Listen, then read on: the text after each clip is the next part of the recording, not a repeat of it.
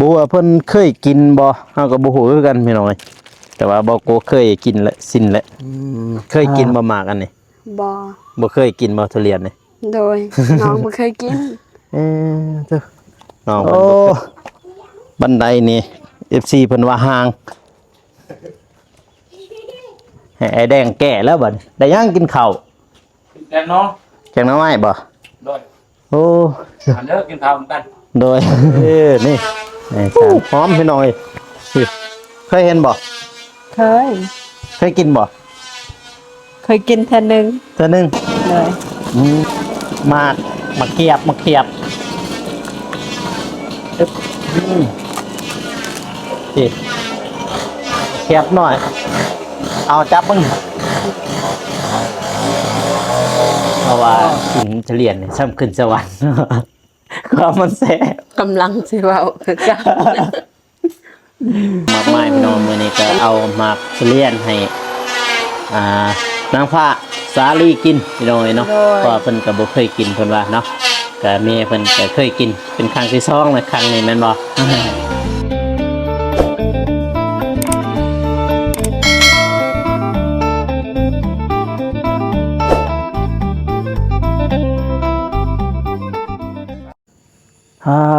ตัวพี่น้องเนาะมื้อนี้ก็มาฮอดบ้านน้องสาลีคือเก่าพี่น้องฮอดบ้านเทวดาเฮาเลยตัวท้องฟ้าก็คือครึ้มพุ่นเด้ผู้ครึ้มหมดท้องฟ้านี่ฝนสิตกจักมื้อนี้นี่ ตัวมาก่อนอื่นก็กราบทักทายสบายดีและสวัสดีเด้อพ่อแม่พี่น้องเนาะบ่ว่าสิอยู่ภายในหรือว่าต่างประเทศ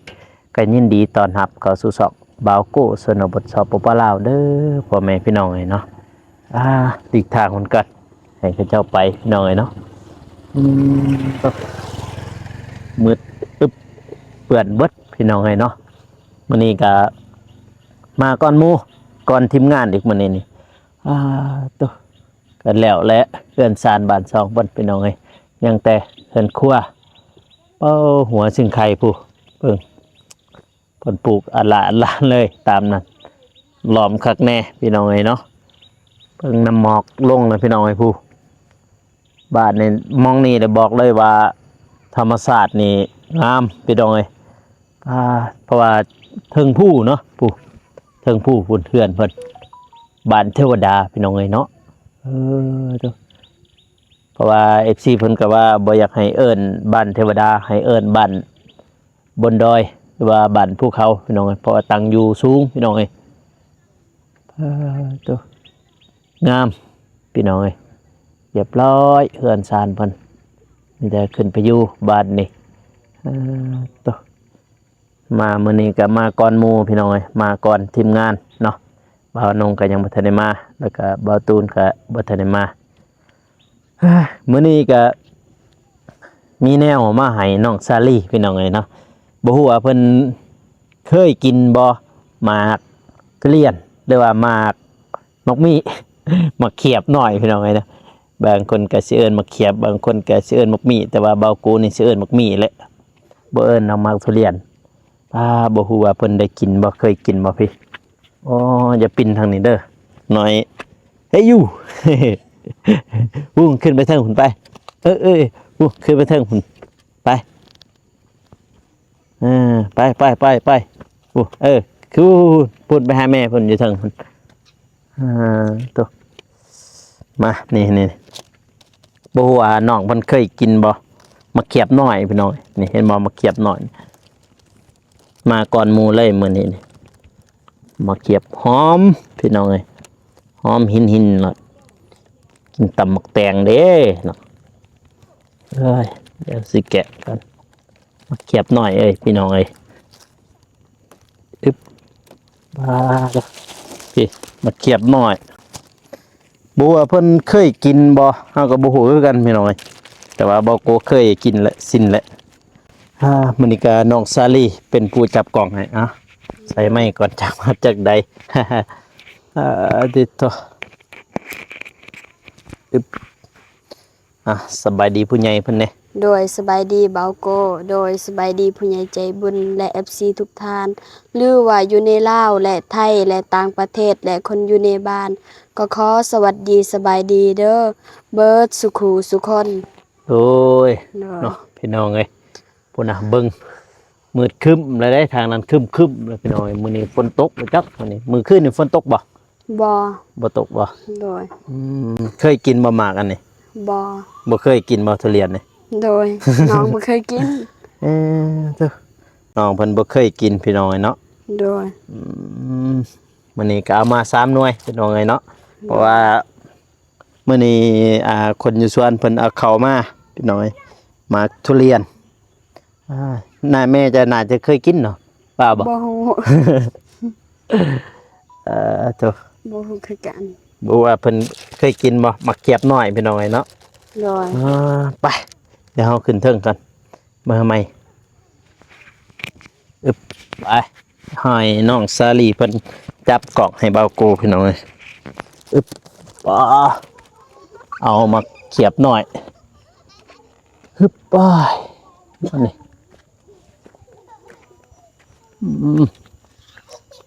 เพื่อกินเขาวบ่อ๋อไปขึ้นเทิงนี่เลยแหละแม่จะมาแล้วบ่ ไปขึ้นถึงโอ้บันไดนี่ FC เพิ่นว่าห่างให้ไอ้แดงแก่แล้วบัดนี้ได้ยังกินข้าว กินแต่น้อง แกงหน้ำไม้บ่ โดย โอ้ หันเด้อกินข้าวกัน โดย ให้ช้างเด้มันกินข้าวดึบพี่เพิ่นกินข้าวโอ้ ข้าวพี่น้อง กินข้าวกับแกงหน่อไม้บ่ แม่น เออคืนไฟนอนอยู่นี่ไฟนอน สร้างเลยนอนอยู่ สร้างนอนบ่อยู่นี่คืนเจ้าเฮ็ดหยังเลยมื้อนี้ กบเสาก บเสาบ่อืม กบ เสาเฮ็ดเฮือนครัวเนาะธรรมศาสตร์พี่น้องเอ้ยโอ้น้ำหมอกำลังลงมาโอ้โตมื้อนี้ปานนี้อันนี้เฮ็ดเฮือนครัวนี่สร้างแดงผู้เดียวบ่เฮ็ดบ่ เฮ็ดกับนี่แหละสองคน สองคนกับหมู่หั่นบ่ไปพี่น้องเอ้ยวานบ่ได้มาวานนี่สร้างแดงเพิ่นยังกินข้าวเช้าเนาะ เอาเพิ่น กระเพนบ่นี่ แม่น จักมุงนี่ข่อยก็ยังบ่ได้เบิ่งมุงซั่นเด้ฮอดแล้วบ่12โมง11โมงครึ่งนะมาก่อนหมู่เลยมื้อนี้โตเมื่อวานบ่ได้มามื้อนี้ต้องมาก่อนหมู่พี่น้องเอ้ยได้หน่อไม้กินมีอาหารแจ่วหั่นน่ะ ลาบเป็ด ลาบเป็ดน้องซาลี่กินข้าวแล้วบ่กินข้าวแล้วพี่น้อยตัวไปเบิ่งหม่องช้างเพิ่นเฮ็ดอันนี้ก่อนไปอึ๊บไปเบิ่งหม่องที่เพิ่นเฮ็ดเฮือนครัวพี่น้องเอ้ยเนาะเด้อนี่ฮึบบันไดก็ห่างเฮ็ดได้สร้างเพิ่นแก้ไขดึบตัวเราเทเมื่อวานเนี่ยบ่นี่เทเรียบร้อยไปหน่อยมาเบิ่งทางนี่นี่มองที่เพิ่นเฮ็ดเพื่อนครัวพี่น้องเอ้ยเนาะมองนี่1 2 3 4 5 6มี6เสา4พุ่นนี่2เสาพอเพิ่นสิเฮ็ดเฮือนครัวเบิ่งนี่พี่น้องเห็นบ่เฮ็ดเฮือนครัวแม่จะไปใช่ใส่หลายนอกจะให้นุ่งนี่นะ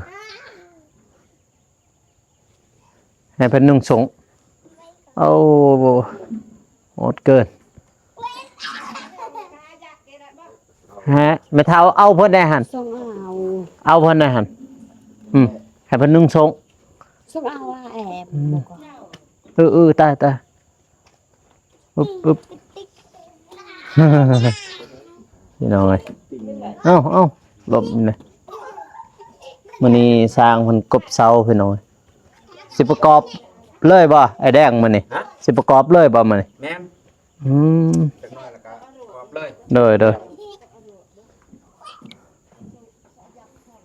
5 เมตรบ่จะว่าเสาอันไหนเฮือนครัวนี่ แม่น 5 เมตรนี่เสาตีนเสากระสังมาเลยตีนเสาพอดีเท่าไหร่นี่ตีนเสานี่ ขึ้นเสา30 30 แม่น บ่ซ้ำกันติกับเพื่อนนี่เนาะ บ่ อ๋อ เอาซ้ำกันครับ เออ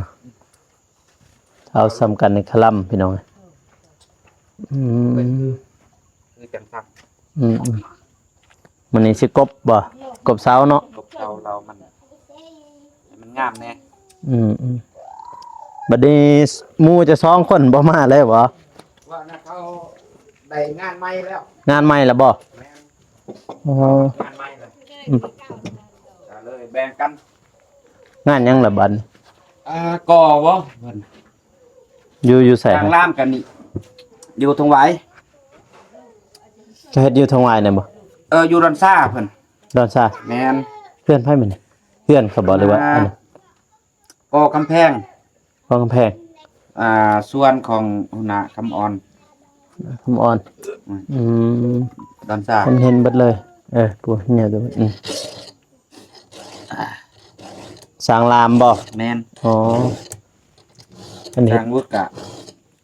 ลุงก้อนก็ค่าไปดำหน้าลงให้ลงหน้าแหละ ฮอดฤดูเนาะ แม่น ฮอดฤดูเฮ็ดให้เฮ็ดนา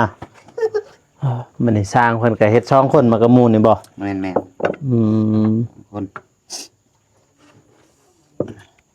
บัดนี้อีก2ก็ไปเฮ็ดหน้าที่ไผมันบัดนี้พี่น้อง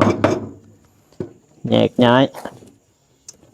บัดนี้บ่ได้พักแล้วเนาะเจ้าเนาะต่อเลยเนาะ ต่อเลยแหละ อ๋อ งานก็ต่อเลย เพื่อให้มันแล้วพี่น้องเอ้ยเฮ็ดเฮือนครัวมื้อนี้ก็กบเสาแหละประกอบแล้วประกอบก็ย่อเลยแล้วเนาะ แม่น มันขึ้นจะนอนนี่บ่มันขึ้นนี่ นอนมื้อละคืน อืม สิเมื่อก็เพื่อนมันค่ำเลยเด้ ไปเอาตีนเสากับน้องซาลี่แม่น้องซาลี่ไปเที่ยววานนี่ แม่นบ่ พาเพิ่นไปเที่ยวท่าแต้ง เออ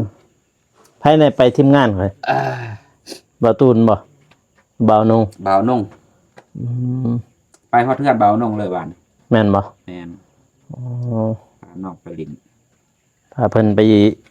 เบิ่งเฮือนบ่าวนงเนาะ แม่นไปยาม พยายามจะนะว่าบ่เห็นเฮือนบ่าวนงพี่น้อง แม่นนี่จังน้อยไปยามบ่าวโก้อีกแล้ว มายามเมื่อวานบ่ได้อยู่เมื่อวานนี่ โอ้โห อยู่บ้านพุ่นบ่มีรถมาวันนี้ ยะเรียนบ่ได้มา บ่ได้ไปสวน บ่ ได้ไปสวนมื้อนี้จึงมาพอดีเห็นคนอยู่สวนเอาทุเรียนมาก็เลยเอามาให้น้อยหนึงสร้างแดงน่าจะเคยกินแล้วเนาะ แล้วกินแล้ว เคยกินอยู่ติ กิน อืม ทั้งมากแบบมักเรียน แม่นบ่ ติจักซ่องเครื่องพุ่นบ่นี่จักสัญญาณอุ้ย แม่น จั อั ด นนี้จากน้องซาลี่เพราะว่านาเสี่ยวยืมเอาไปตัดใหม่ ตัวนี้บ่ แม่นจักคอย ตัวน้อยหั่นเด้ ตัวนี้จากน้องซาลี่ ซื้อใหม่บ่น่ะโอ้ จากทีมงานนะ บ่อันนั้นบ่าวเตียงเราซื้อจักอันนี้มาใหม่แม่นแหละลืมหันเห็นอยู่ จากเท่าไรละสิ เด้อเด้อืมบ่จื้อเฮือนจักตัวใดเราซื้อจักอันนี้จักมาใหม่ตัวพี่น้องเอ้ย บัดนี้กบอยู่นี่เลยบ่หรือว่าย้ายไปพุ่น ก็เรื่อยก็ได้ ง่ายที่ไปประกอบญี่ปุ่นนี่ โอ้ อยู่นี่สิเก่งตีนเช้า อืม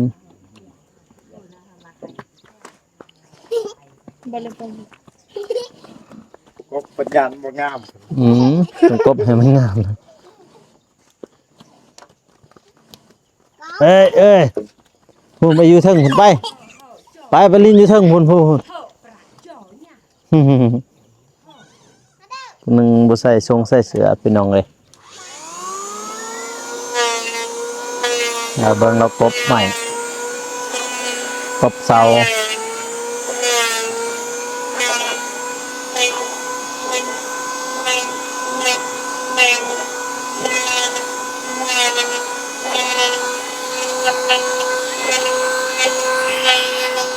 มาหนึ่งมาเบิ่งมาทางนี้ปึ๊บผู้ใหญ่เพิ่นก็ว่าบันไดเนี่ยก็ห่างให้หน่อยห่างคือละว่าเฮือนแหละใส่ไม้แมทหรอแม่นคือละว่ามันห่างสมมุติ1ขัน2 3 4 5ถ้าว่า7ขันนี่น่าจะโอเคพี่น้อยเนาะนี่มันมีแต่5ขันอึ๊บมาเบิ่งนี่อึ๊บเด้เพิ่นกบเสาเพิ่นสิเฮ็ดอันนี้เฮ็ดเฮือนครัวเสาเพิ่นกบเรียบร้อยมันขึ้นบ่ฝนบ่ได้ตกบ่ทางนี้เมื่อวานน่ะเด้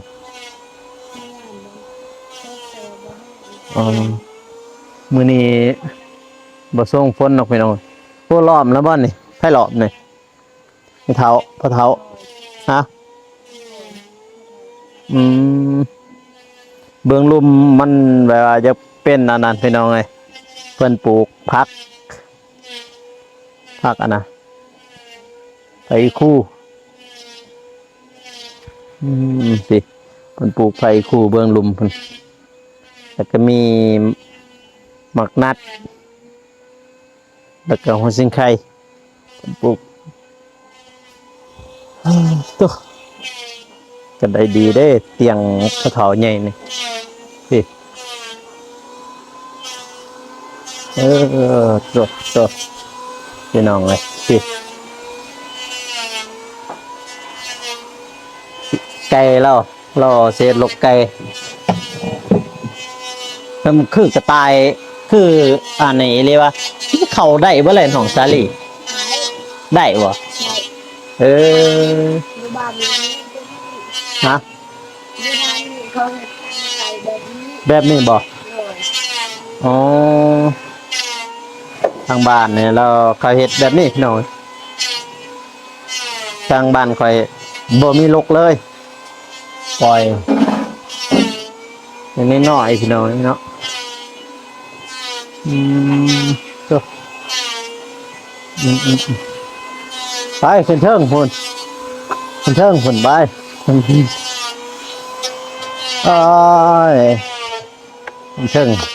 ้นบันไดนางฟ้าบ้านนางฟ้าเคยเห็นบ้านนี่นี่ใส่ไม้บ้านนี่นี่หอมไปหน่อยเคยเห็นบ่เคยกินบ่เคยกินเท่านึงเลย นะสบายดีผู้ใหญ่เพิ่นนะ สบายดี FC เบิร์ดสุคนสบายดีผู้ใหญ่ใจบุญFC หรือว่าพังลาวแล้วพังไทยและต่างประเทศก็ขอสวัสดีสบายดีที่ผู้ติดตามเบาโกเดอร์แล้วว่าสิลืมซื้ออีกพี่น้อง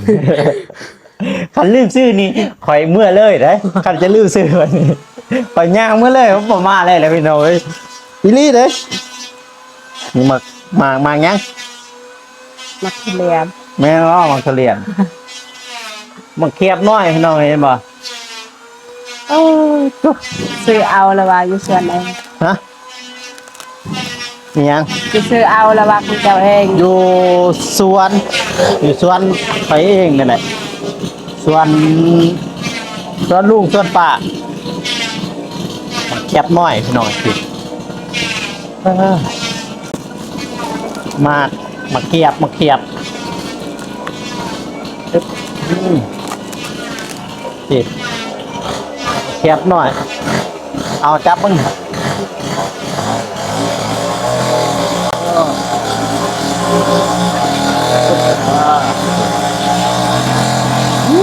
หอมหินหอมเป็นหอมนางแย่งเลยอยู่เคยกินมาเคยกินอยู่ใส่ ตอนไปใส่กรองนำ ไอ้ถ่าย พว เลย กอายหลายคนไปซื้อกิน ด้นแล้วบ่ โดนแล้ว อ๋อบ่แม่นเอาทุเรียนมาเคียบนี่เพิ่มทุเรียนหอมบ่ หอม ดูมันแห้งแล้ว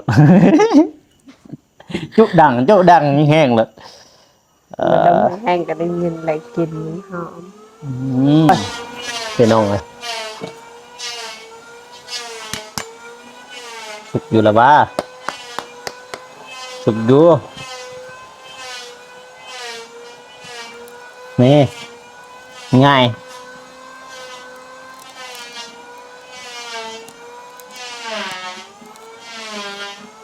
เพราะว่าตัวสุกมันง่ายแต่ว่าตัวบสุกมันยากบิออกเมืองหนึ่ง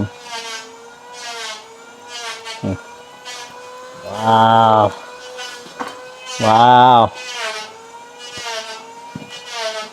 พอดีแหละสองแม่ลูกจะเน้นเห็นบอก เอากินเลยเดี๋ยวเอา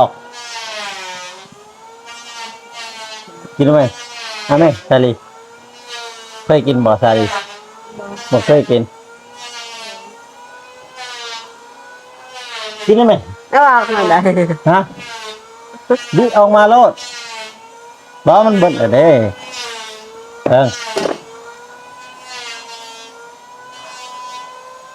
เด้เอา มันหนักเกิน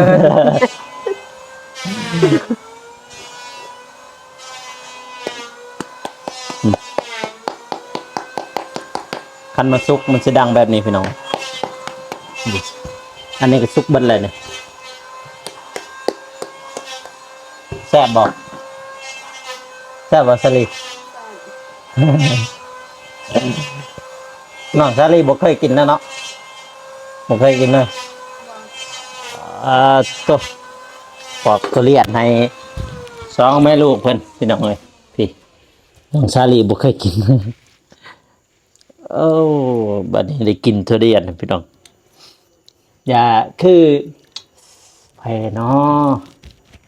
เขาว่ากินทุเรียนนี่ซ้ำขึ้นสวรรค์ ความมันแซ่บ กำลังสิเว้าคือกัน กำลังสิเว้าคือกัน โอ้ยคนมักอีหลีล้อได้บางคนก็ถ้าว่าเขามักมักผักมักแหน่มักอีหลีล้อทุเรียนนี่บางคนแบบว่าบ่มักก็น้อยหนึงก็บ่ได้เลยหรอกติดน้อยหนึงก็บ่ได้อัดปลูกด้านในมันเด้อ โดย มื้อนี้วันที่เอา27 27ประมาณวันที่2 ทิศเห็นหนรถที่เกิดรถแต่ปลูกด้านในมันนี่เกิดรถเอาไปปลูกผู้ดีแล้วทางล่างบ้านจะปลูกทางลุ่มฮะมันทุเรียนนะพอดีปลูกพอดีแล้วประมาณ1 เดือนเนี่ยเห็นผลนะ1 เดือนนี่ขึ้นมาแล้วนะเอาไหนไปปลูก กเอาก่อน เอาไหนกะมันไปกะนี่ทงกาแฟก็ใส่ทงกาแฟใส่ไปปลูก ถ้าเก็บของคาเฟ่เก่าให้เขาถึง ลายนี่ก็ยังนี่แซ่บอยู่ว่าซาลีน้องซาลีเพิ่นบ่เคยกินพี่น้องเนาะแต่ตัวนี้ป้าก่อนจะได้ให้ฝักลูกจ้ะ โดย ให้เขามาเบิดเลย ญาติกันกินเหรอนะเอาญาติกันกินเนาะพี่น้องทุเรียนนี่ท่านบ่เคยกินแต่ว่าท่านเคยกินบางคนบ่ถือกันบางคนบ่ถือได้ก็ย้อนคอยตอนปีกายเนี่ยโอ้ยจนเบื่อที่นี่ก็ธรรมดาไปปลูกด้านในมันเด้อไปกะเอากะแล้วก็บุรีสมันเกิดมันจะปลูกเครื่องลุมมันปลูก ลูกเรียนเลยตามหน้าเพื่อน มีหมักม่วงแน่หมักมี่แน่หมักทุเรียนแน่หมักองุ่นเคยกินหมักองุ่นถูกไหมหมากอะโวคาโดฮะนำมาปลูกเลียนดีงามแถวนาเฮือนนี่คุณน้องเลย มาปลูกพวกมากระโดด หมักอะโวคาโดมีบ่หลายนะส่วนมีแต่กกเดียวเดี๋ยวกกเดียวมื้อนี้พี่น้องเลยมาเอาของฝากมาให้เพิ่นนี่เอามาทุเรียนมาให้แม่ซาลี่กับน้องซาลี่เพิ่นง่ายๆก็ให้ครอบครัวเพิ่นเลยพี่น้องเลยตุ๊อยากให้อันนั้นแม่ซาลี่อวยพรผู้ใหญ่เพิ่นเลยผู้เพิ่นเบิ่งอยู่นี่ว่าแม่น้องซาลี่นี่เราก็เคยกินเนาะ โดย นี่เป็นครั้งที่2บ่เคยกินนี่ โดย นี่เป็นครั้งที่2ของเพิ่นที่ได้กินหมากทุเรียนพี่น้องเลยแต่ก่อนได้กินแปรให้เขาซื้อบ่ เขาซื้อไปนำเขาซื้อเขาก็แบ่งให้กิน อ๋อมันนี่จำสิกินมันนี่จะปลูกเองจะได้กิน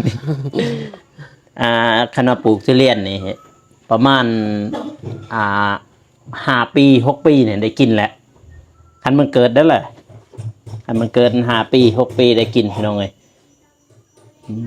เจ้าหอมบ่หอมยังนั่งอยู่นี่ยังหอมนะคันคนบ่ถึกนี่บอกว่าดอกหอมปุ่นเด็กนี้10 หลักคนนี้คนบ่ถือกันบ่ถือกับกินมันเลยเจ้าแล้วเอาไปปลูกเด้อเอาไปกะเอาไปกะย่างอยู่ได้นี่แล้วเอิ้นลูกเอิ้นลูกเอิ้นเต้ามากินหน่อยอาจจะพอกันอยู่หรอกนี่มีลายอยู่หน่อยหนึงลายอยู่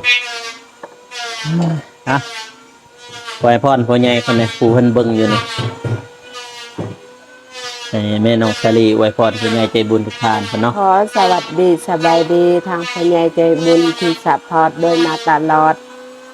และทีมงานทุกคนก็ขอสวัสดีสบายดีผู้ใหญ่ใจบุญขอให้ผู้ใหญ่ใจบุญพัฒนาสิ่งใดให้ได้สิ่งนั้นสมการพัฒนาความเจ็บอยาสุใดความไข่อยาสุมีขอให้ร่ำให้รวยทุกปีทุกศาสตร์เด้อพ่อเด้อแม่เด้อไปใส่มาใส่ก็ขอให้มีแต่คนหักคนหอมเฮ็ดภารกิจหยังก็ขอให้ราบรื่นสมการปรารถนาไปให้ฮอดจอดให้ถึงเด้อพ่อเด้อความเจ็บอยาสุใดความไข่อยาสุมีเด้อสาธุ สาธุพี่น้องเลยเนาะมาให้น้องสาลีเพิ่นอวยพรผู้ใหญ่ใจบุญเพิ่นเพราะว่าเพิ่นยังเบิ่งอยู่นี่พี่น้องเนาะว่าแต่ละคลิปเบาโกบางครั้งก็อวยพรบางครั้งก็บ่ได้อวยพรเนาะเพราะว่าถ่ายคลิปหรือว่าถ่ายคลิปให้พ่อแม่พี่น้องได้เบิ่งอวยพรเพิ่นเลยเนาะ โดยก็ขอขอบใจทางผู้ใหญ่ใจบุญทุกท่านที่สปอร์ตมาตลอดบ่ทิมบ่ปะก็ขอขอบใจในหลายเด้อขอให้สุขภาพแข็งแรงความเจ็บอย่าได้ความไข้อย่ามีปรารถนาสิ่งใดขอให้ได้สิ่งนั้นสมการปรารถนาหรือว่าไปใส่มาใส่ก็ขอให้มีแต่คนฮักคนหอมนอนให้ได้เงินหมื่นตื่นให้ได้เงินแสนสมการพัฒนาหรือว่าไปใส่มาใส่ก็คอยฮอดจอดอีกถึงเด้อหรือเฮ็ดธุรกิจหยังก็ขอให้ราบรื่นทุกศาสตร์ทุกปีเด้อพ่อเด้อแม่เด้อสาธุ สาธุพี่น้องเลยเนาะ เลย เอาเบาโกก็บ่มีหยังมากมายพี่น้องมื้อนี้ก็เอาหมากทุเรียนให้นางฟ้าสาลีกินพี่น้องเลยเนาะเพราะว่าเพิ่นก็บ่เคยกินเพิ่นว่าเนาะก็แม่เพิ่นก็เคยกินเป็นครั้งที่2แล้วครั้งนี้แม่นบ่ บัดนี้เบาโกก็สิขอจบคลิปเด้อพี่น้องเอ้ยเราเจอกัน EP หน้าเนาะสำหรับคลิปนี้ขอกล่าวคำว่าสบายดีบ๊ายบายนะ โดยสบายดี บ๊ายบาย